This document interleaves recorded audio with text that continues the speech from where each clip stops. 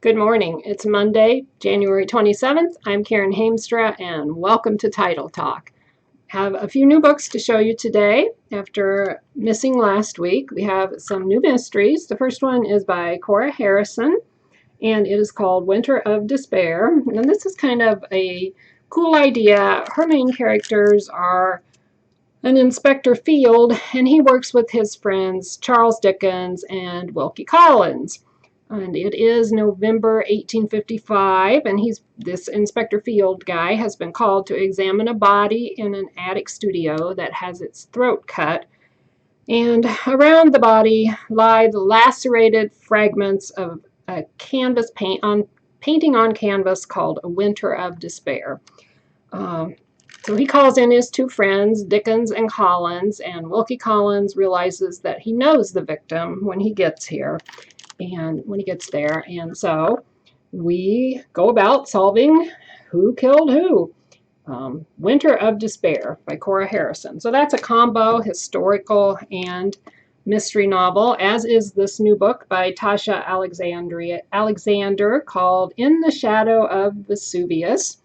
This one takes place at the beginning of the 20th century, and it intertwines stories from the beginning of the 20th century with some from the heyday of the Roman Empire and the eruption of Vesuvius at Pompeii.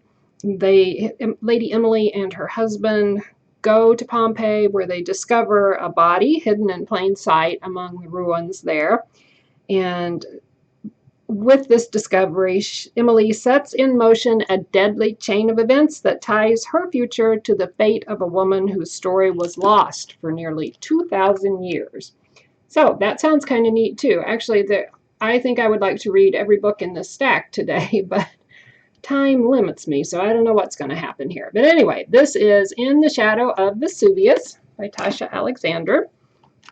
Near Prospect Park by Lawrence H. Levy, and it's December 1896 in this book, which is also a mystery.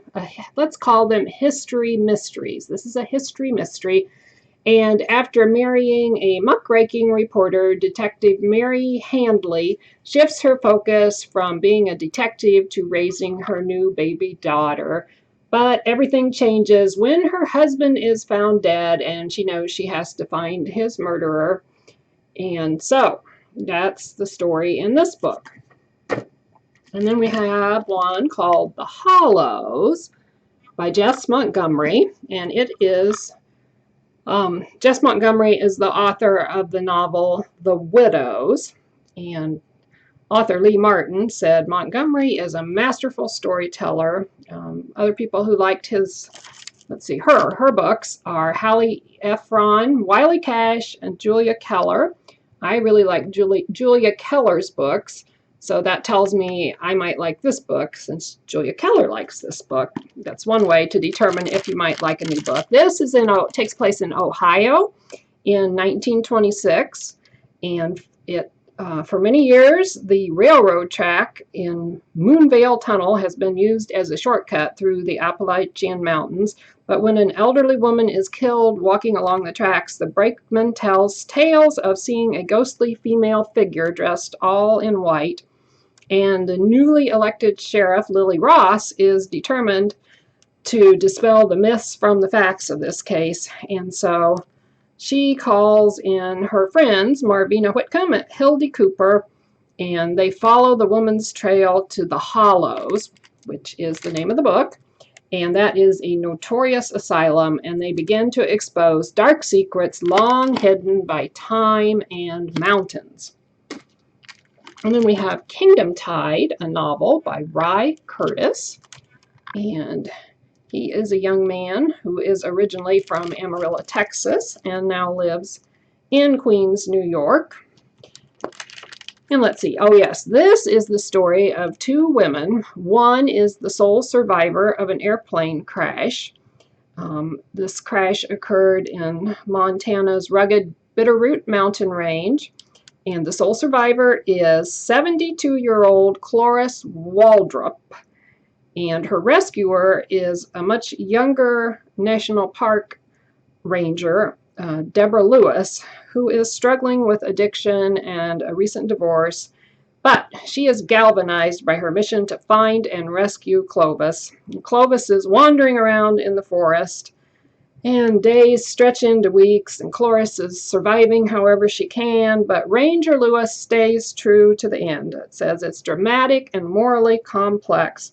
It's the story of decency and surprising resilience of ordinary people faced with extraordinary circumstances. Kingdom Tide by Ry Curtis. And we have a historical novel, To the Edge of Sorrow by Aaron Appelfeld. He was an Israeli novelist who died in 2018.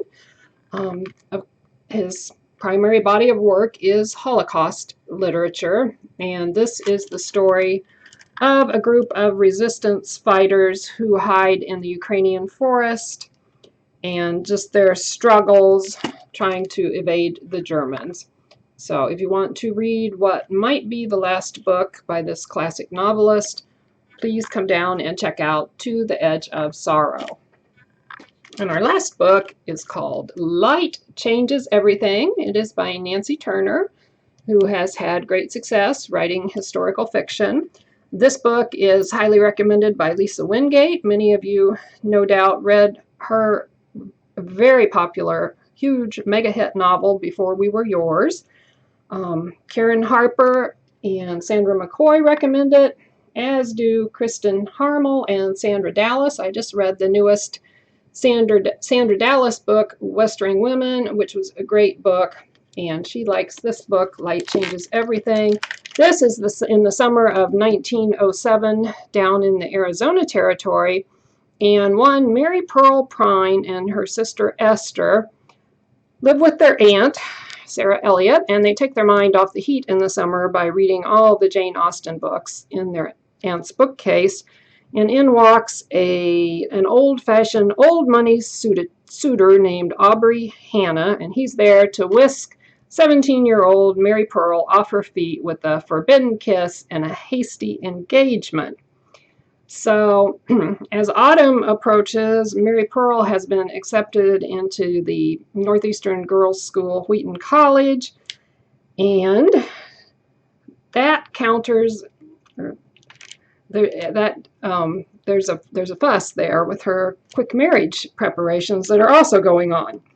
So, Light Changes Everything, it says, is the story of a resilient young feminist a century ahead of her time. Full of gumption and spirit, Mary Pearl's evocative coming-of-age story is destined to be the next American classic.